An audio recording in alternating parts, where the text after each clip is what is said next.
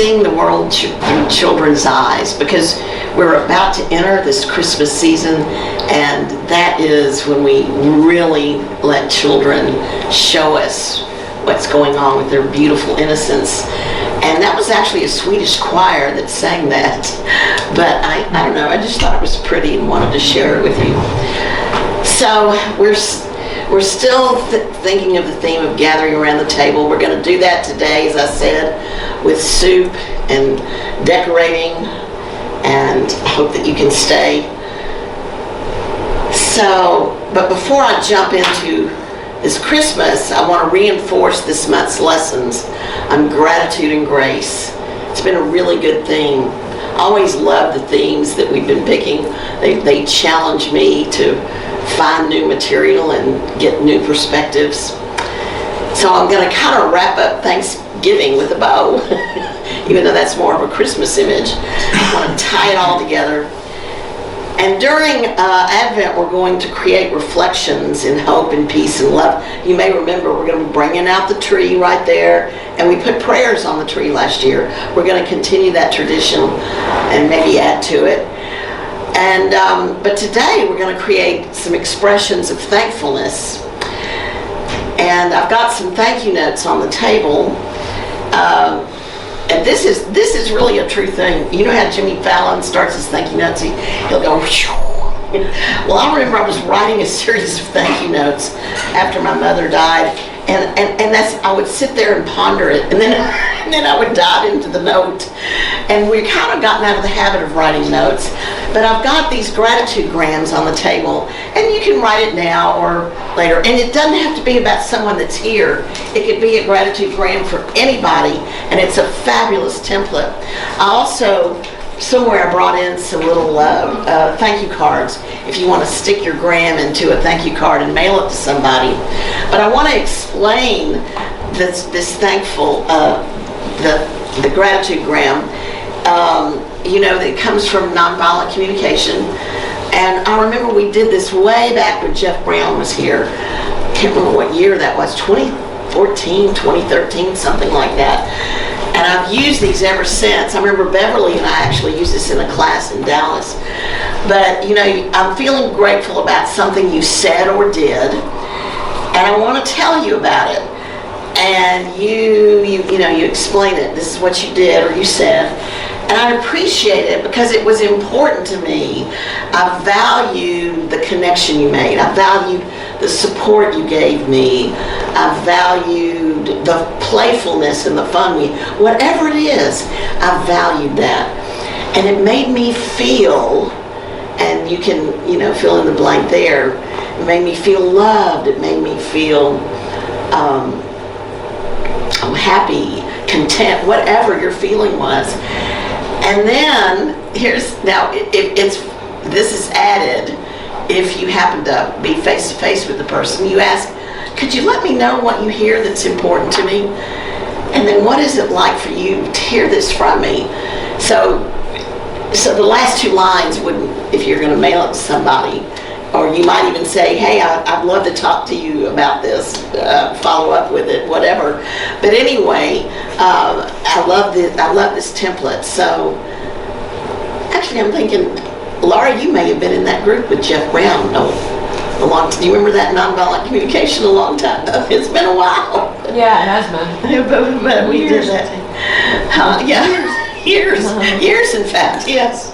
So, but I wanted to show y'all something about thankfulness before we get into today's lesson. So, let me see where I have to go. So I'm going to share the desktop, and then I'm going to go over here, and I'm going to go right there, and here we go. Good morning, this is Meryl, my daughter and master sign maker. And today we're talking about thankfulness. For a definition, we tossed it over to someone I'm mostly thankful for, my brother Emmett. Right back at you, Meryl. So thankfulness is a warm or friendly feeling that you get in response to another person's actions. Right. Thankfulness is not that reflex response, like when somebody passes you the ketchup, you say thanks. And it's not like when I ask Emmett to empty the dishwasher and he says, "I'll get to it, thanks." That's called sarcasm. That's right. Yeah, like doing the dishwasher, in case you could tell. Yeah. We're talking about thankfulness. We're talking about the power of a sincere thank you, often out of the blue, to make someone feel loved and appreciated. And of course, I am an example. A story pulled from our library of life lessons, filed under thankfulness. Inside the Vitalia Senior Residences in Strongsville, Ohio, 95-year-old Frank Grassberger sits on a treasure. In fact, Frank says, other than his wife Dolores, almost nothing matters more to him than this note. I'd never be without it, Why did it matter so much that you have it with you all the time? because it's something that somebody thought of me that much. When he has that letter with him, he has a feeling of faith and trust and love. To understand how a letter can do all that, you first need to know that Frank is a World War II veteran. And back in 2009, a third grader wrote to thank him for his service. "If it wasn't for you, we would never have freedom. I'm so happy you made sacrifices. Your friend, Deshauna Priest." To Frank, that simple thank you came to symbolize a life well served. I'm tickled at that I have a letter like this. He wanted to thank the author. We never could find her. He says, before I close my eyes, I have to find her. I have to find her. Just about everyone who works here was well aware of Frank's attachment to that letter and his decade-long desire to find the little girl who wrote it. So the staff did some sleuthing. And lo and behold, meet Deshauna. She vividly remembers writing the letter as a school assignment because she so admired people in uniform. Just like, wow. Like, I get to write to them. yeah. So it was like an honor. Yeah. An honor that continued Here she is. when Deshauna surprised Frank in her National Guard uniform. That's the guy. Oh, I love you so much. You can't imagine the feeling I had when she stood next to me. It just took my breath away, it really did. I thought, where's his heart pills? Because, oh, this is it. This is the big one. This is a godsend. Fortunately, Frank's heart only swelled and may never return to its original size.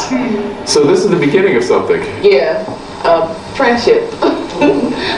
Family, not friendship. There's love there, deep down in the heart. She like my third daughter, she really is. It started with a lot of love and affection, and it's ending the same way. Who knew a simple thank you could make a life complete? Frank and Dolores Grassberger join us now. Welcome. Hello to you and welcome. This Thursday is Thanksgiving. What are you going to be thankful for on Thursday? What am I going to, I'm thankful every day. It would take hours and hours and hours. That's how much thankfulness I have. Did you get other thank you letters after that story aired? You can't believe what people sent me. Wow. Whoa, I guess so. That's a sample. He's got other ones too. Are you still in touch with Deshauna? Oh yeah, you know, she comes and visits and has coffee and eats and then goes back home. Frank, are you going to be buried with that letter? Are you going to be, he's going to be cremated. Well, thank you so much for joining us. Really appreciate it. Yeah. Thank you for your service, Frank. Thank you for thanking me. Bye. You know, we write thank you notes in this house, but it's usually because somebody has given us something, right? Yep. But what I take from this lesson is that if you write a thank you note to someone out of the blue for who they are and not the gift they've given you, it can make all the difference. We'll see you next time. Until then, stay kind. Oh, those Hartmans, they always leave us with something to think about. That's right. Write a thank you note for who they are, Not for what they do. not for what they do. And don't we like Frank? Yeah, that was on Monday. I love this series. Everything about it, from the family, the way that this father has taught his children, and then the way they work together. It is really special. Now let me get back. Hang on. Hey, everybody in Zoom land. Let's see where, how this comes up right. So, and as you can see, the gratitudegram kind of goes along with that, thanking someone for who they are or a deeper connection. I'm sure, Pam, you get thank you for your service, but isn't it wonderful when it just goes a little deeper like that? Well, when I gave that, I had gotten some coins Oh, yes. before Thanksgiving. Veterans Day. Yeah. And I had them and I went to work that Saturday.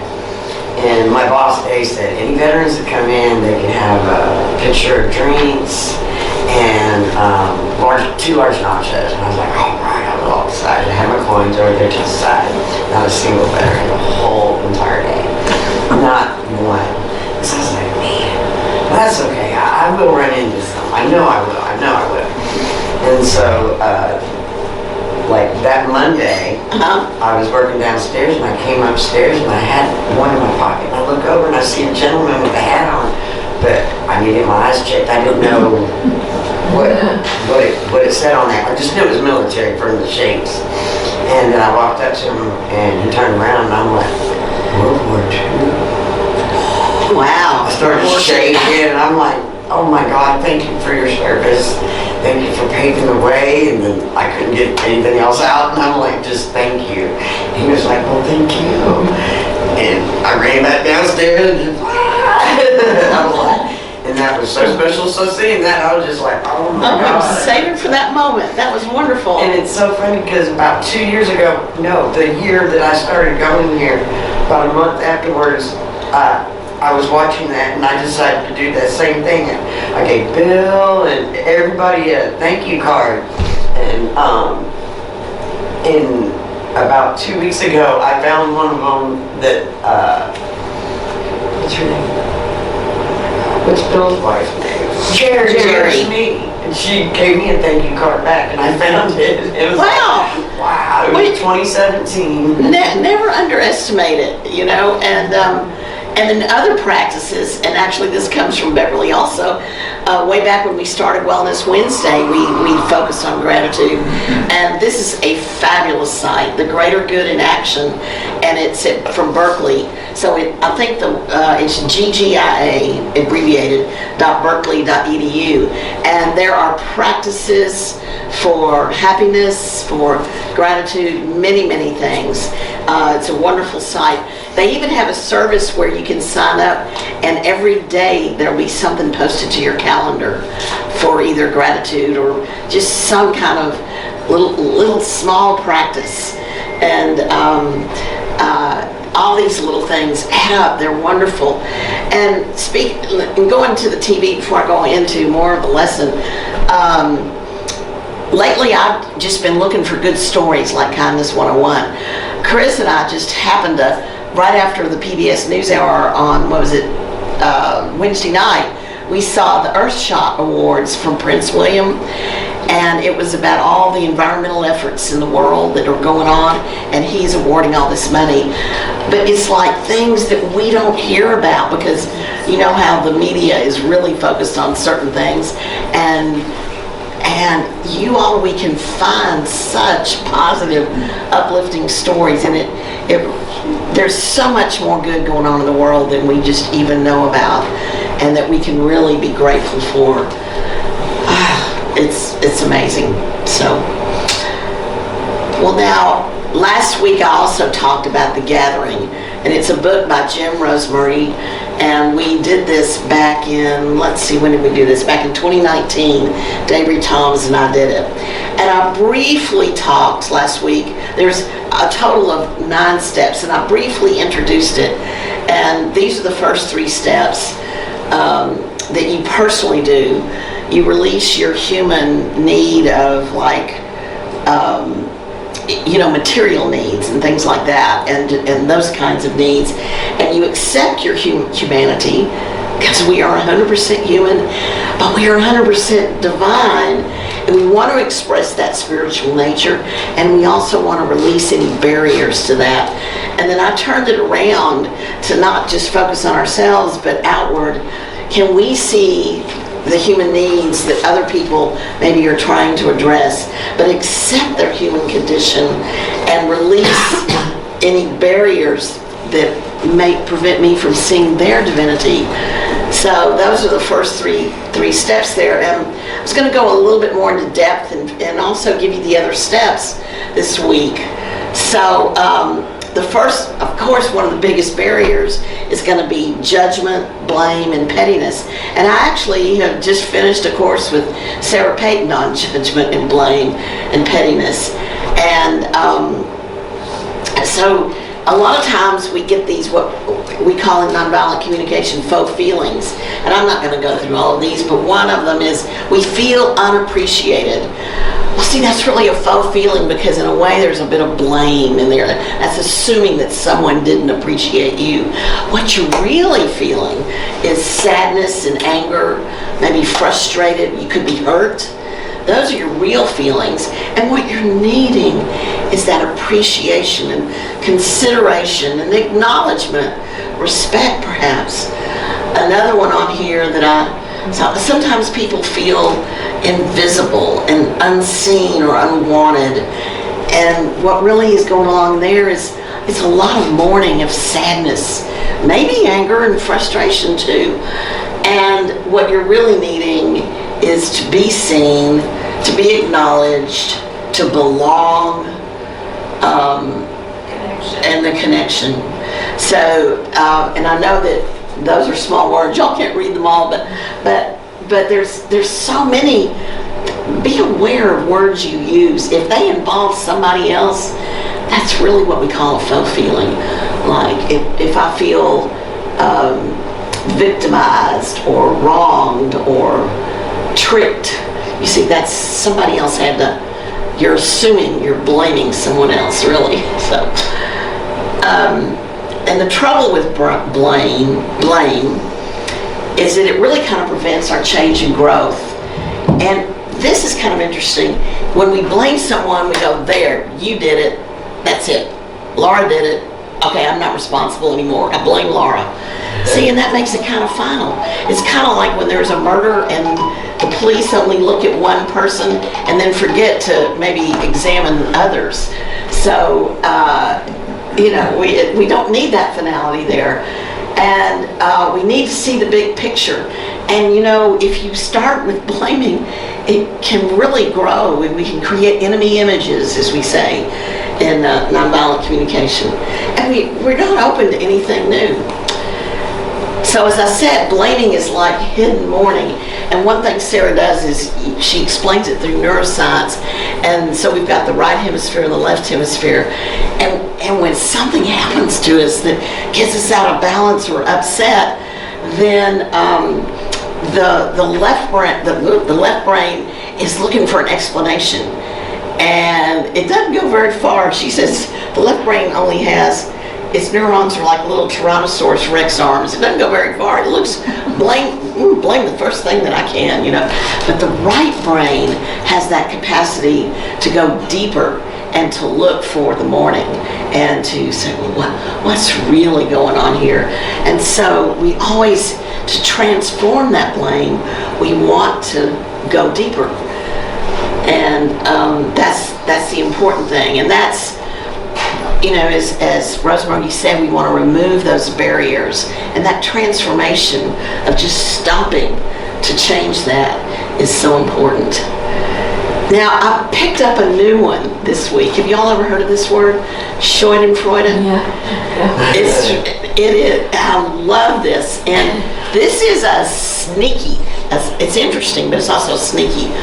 Because what it's about is when you delight in someone else's misfortune. And I had to think it, but it didn't take me long. I went, oh yeah, I've done that. It's that serves you right kind of attitude.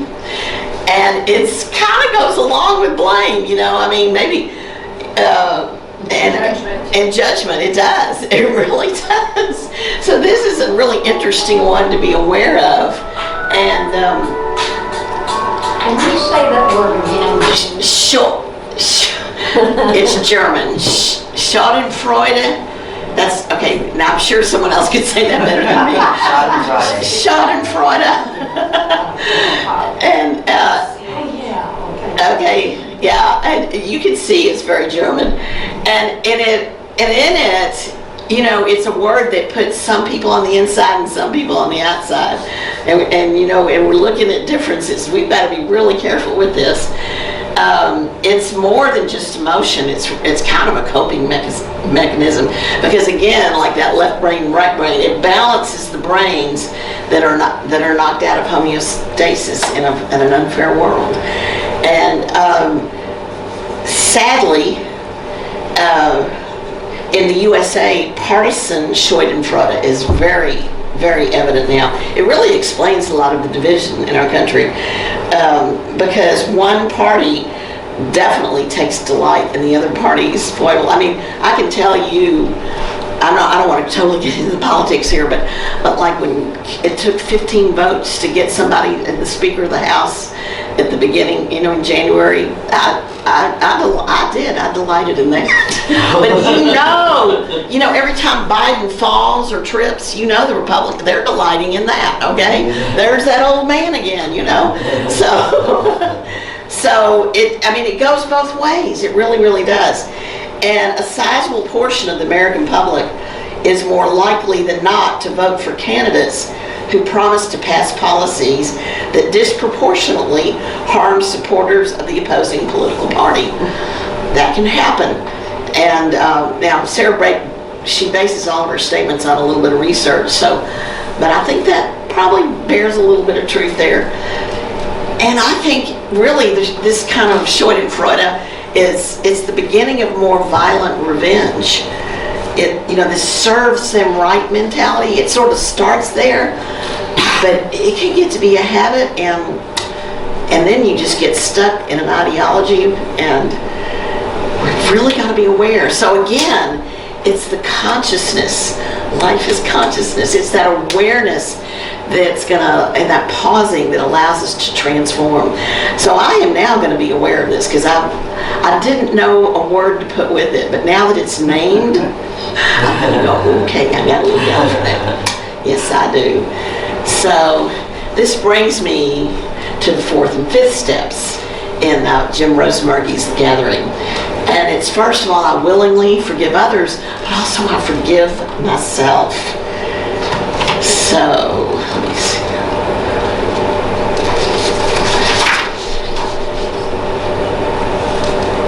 So, it's one of the greatest barriers to our experience of God's presence is this unforgiveness. We get stuck, we get entrenched. And it may start with a hurtful memory or even justified anger.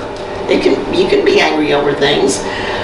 But thoughts, blaming stories, and feelings are going to arise in this state that feed it until you're locked into the resentment.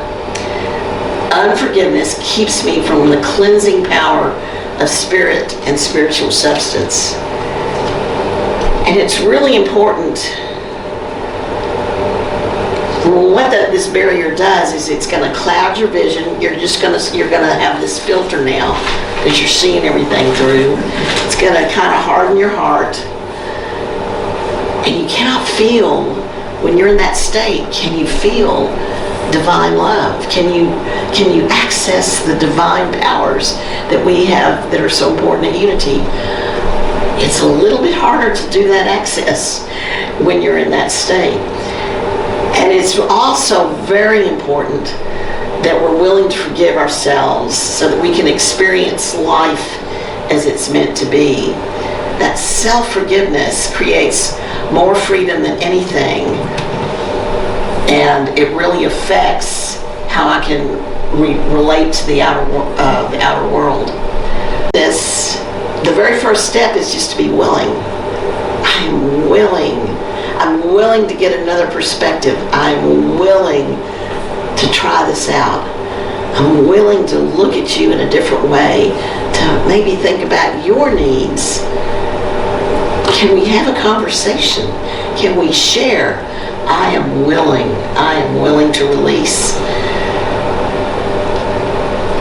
And if we think about that we're the activity of the divine in expression, then the desire to express through me is so great that I can never completely reap the harvest of error. And this goes to that self-forgiveness, that grace that we can give ourselves. I wanted to be perfect this morning to set up everything, but nope, I had it muted in the beginning. So, okay, that's the way it goes. But if I can't look at myself in some good humor and just acceptance and allowing for the humanity, well, I'm going to just limit the flow of good.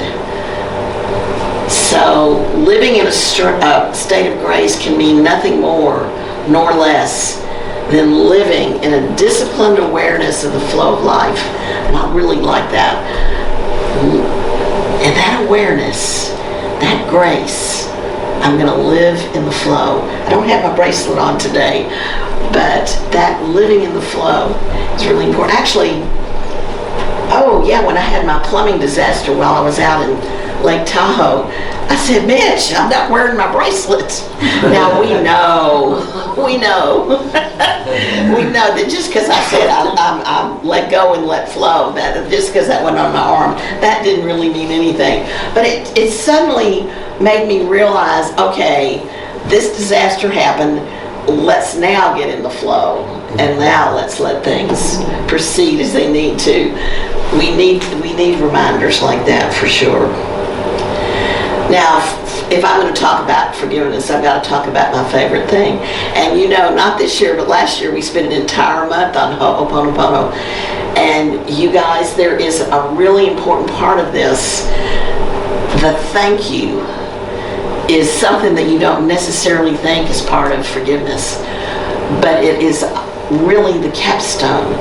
If you can honestly face yourself, you can forgive yourself, or face somebody, and go through this and just, I am sorry. I'm sorry I did that. Please forgive me. And then you tap into the love, but then you say, thank you for receiving this. Thank you for letting me talk to you about this. Thank you for giving me the feedback, for letting me know how hurt you were. Whatever it is, the thank you is a really important part of this. So I really wanted to, I always have to include this with the forgiveness. Now that brings me also to the last, there is a ninth step. It's just sort of a review, but I wanted to go over what he said about 6, 7, and 8, because what we did when we did this practice back in 2019 is I started the meditations, and we did daily meditations. We did it for 40 days. And when you go through the steps in order and you finally get to this point, it's like you come up to what Jim Rosenberg calls the high meadow. You come to a really good place, but there is more. But you do get to this really good place, and you acknowledge that a consciousness of God, well, that's the answer. That's the answer. And it's like we experience the awareness of the presence in which we live and move and have our being. As we raise our consciousness into this presence with a capital P, an avenue is created through which the divine powers of wisdom and strength and supply and love and power, all these powers can flow, and not only flow but express from us. Consciousness of the presence. And all that is needed for a joyful, meaningful life is available all the time. And it's really closer than our hands and feet and breath. Because if we just are aware that we live in that presence, we move in that presence, we are that presence. It's a lot to take on, but if you gotta stop and pause and pivot to that truth. consciousness of God transforms me into an opening through which my Christ nature is expressed. What we have to realize is these divine qualities, they're all on the banners. We talk about them so much. The willingness, the strength, power, life, order, all of it. It's innate. It's just something we have to claim. And in a way, that's what our prayer practice is claiming our access to those powers. And the gathering prayer and meditation practice is designed to bring you on the high meadow, the state of contentment, where I can be the watcher and manifest contentment regardless of the outer events. It is hard to do if you're like in the middle of a family squabble or you're watching the news. I know we kind of get that, I don't know, that sandpaper. You know, it wants to take us out of that presence. But that's where we just stop for a moment.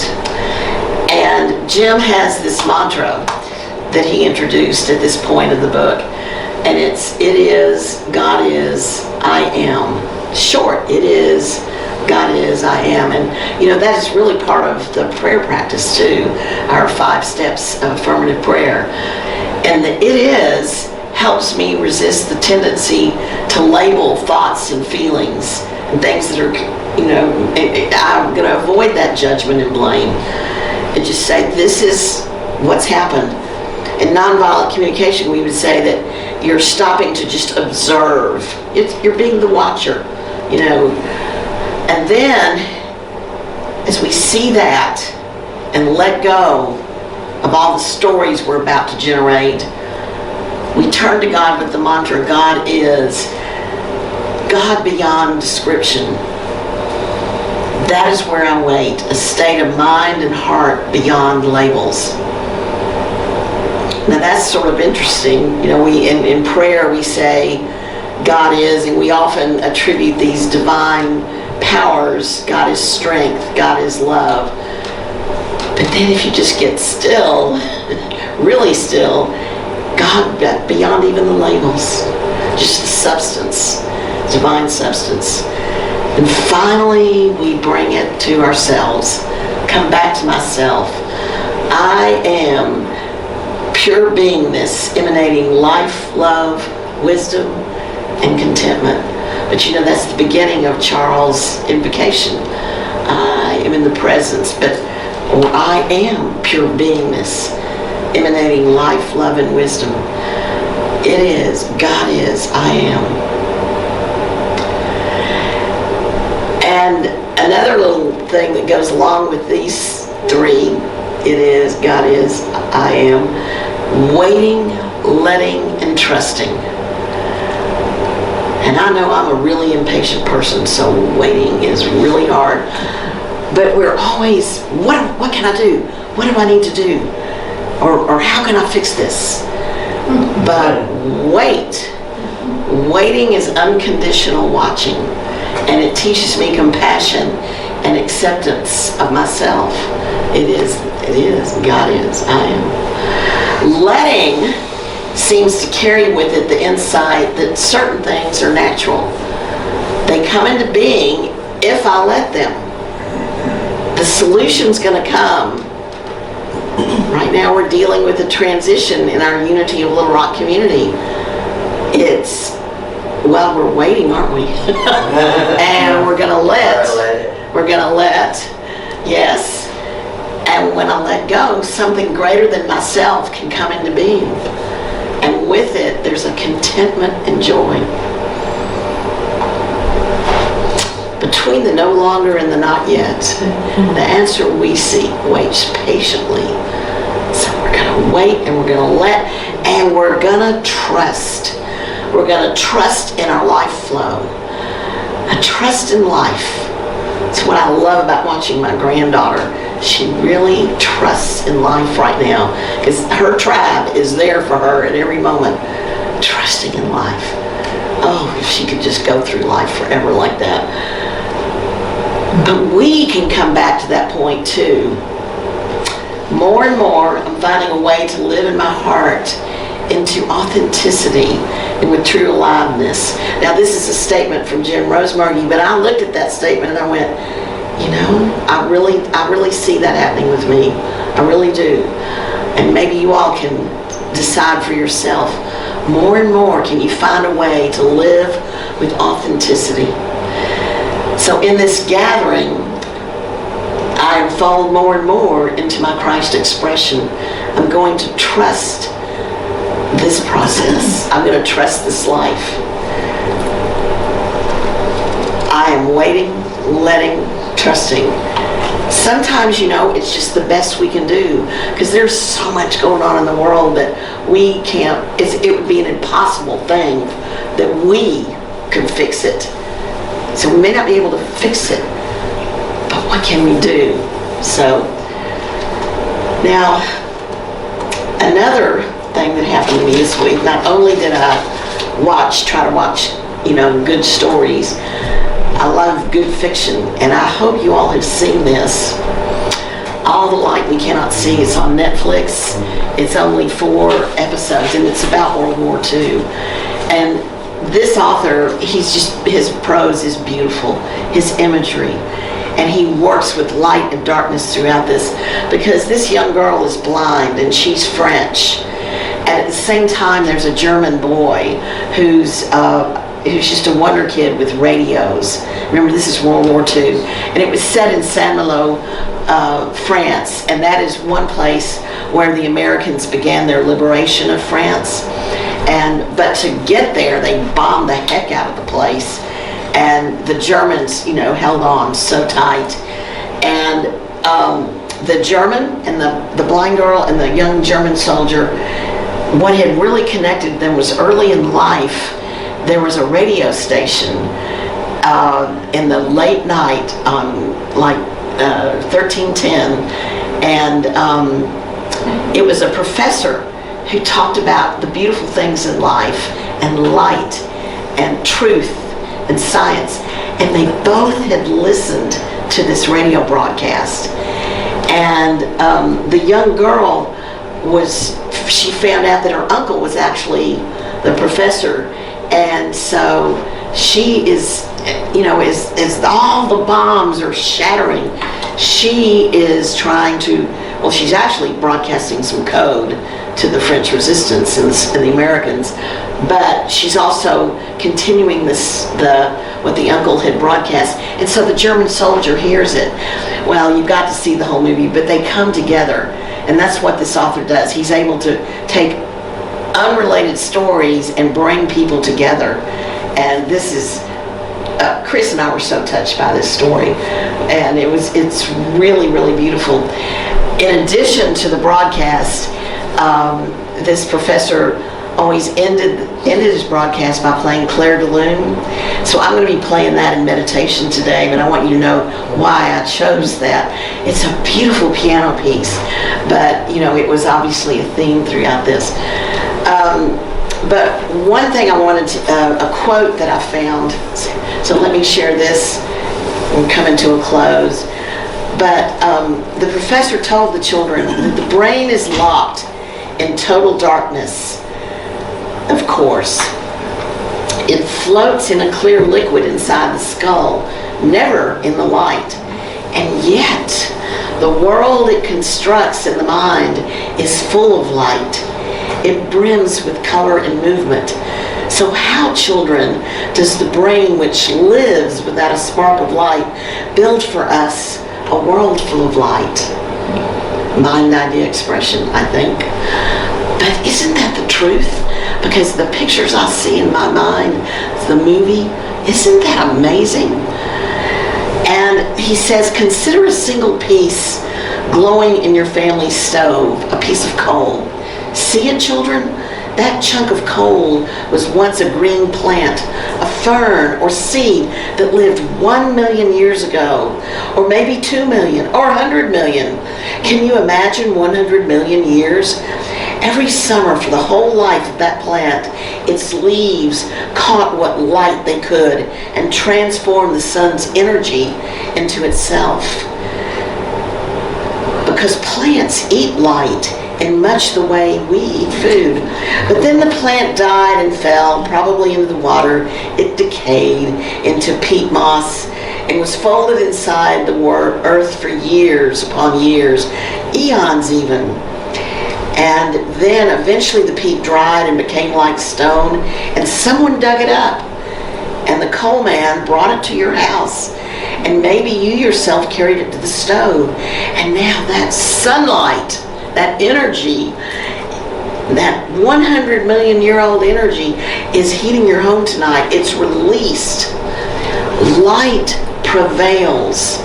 Even in darkness, there is still light inside your mind. Light lasts forever, for a billion years within a piece of coal. But darkness lasts not even for 1 second when you turn on the light. Isn't that beautiful? I love that. I love that. So as November ends and the days are getting shorter, I don't suffer from sadness. I hope you all don't. But what I love about these dark afternoons and evenings is it just brings me inside myself. It's so peaceful. And we may experience gloomy winter darkness that triggers fearful echoes or scary stuff or sadness. But as December approaches and I celebrate holiday light, perhaps I can be in a both-and world. A world of sadness and light and joy and grief. I mean, we either celebrate or we mourn, and we can be in that both-and world. We can hold both things precious. So in this short season between Thanksgiving and Christmas, may we practice gratitude by seeking to make life livable for the most vulnerable. May we practice gratitude by cultivating the courage that allows us to keep seeking justice. May we practice our faith and participate in the divine by resisting the insidious belief that buying or owning more things will make us happy and whole. May we resist the blaming and the judgment and the Schadenfreude that leads to the insidious belief that tactics of fear and supremacy and war will save us or even keep us safe. To always pivot to our Christ nature, that can be challenging and exhausting, but it gives us such gifts. We can gather at the table. We can extend that table. We can share stories and listen deeply and lean in and create new stories together and hold one another and then allow ourselves to be held. We can pray and dance and sing and carry our way into new ways of being.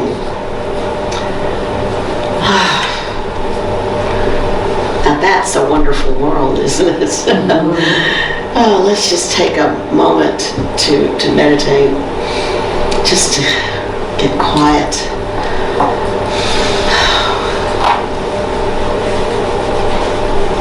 Feel your presence in your chair and be in touch with your breath. The in, the out. Breathe deeply into this moment. Feel one with all that is. Feel your feet firmly planted in the earth.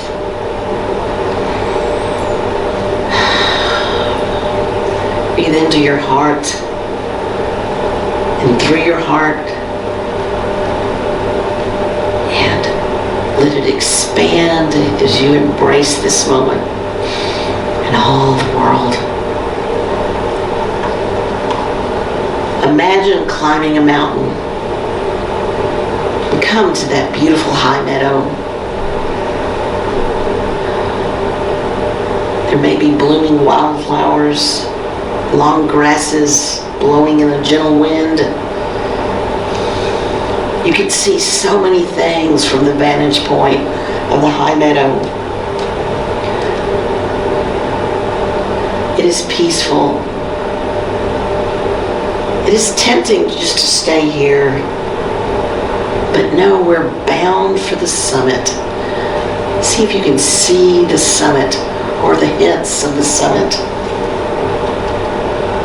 Look for the trailhead to the top of the mountain.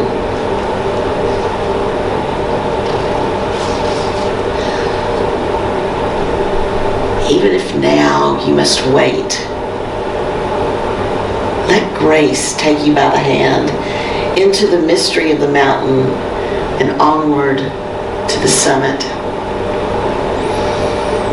Breathe in. God is. Breathe out. I am. Be still. Relax. Be still. Open. Be still.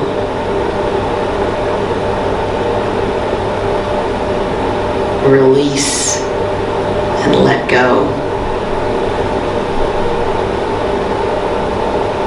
Be still and know.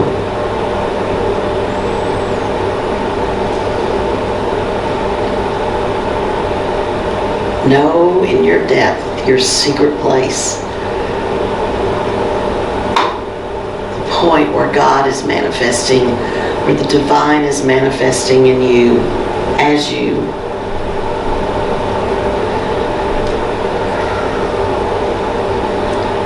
Breathe in love, peace, wisdom, contentment. Feel the spaciousness.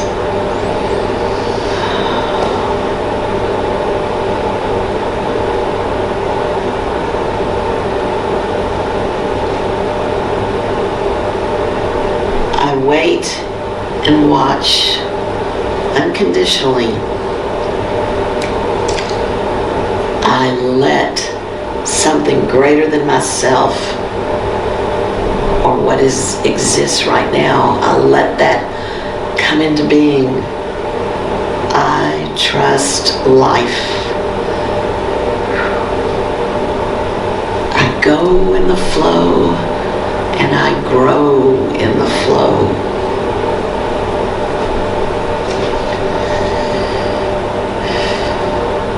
We have gathered in Christ.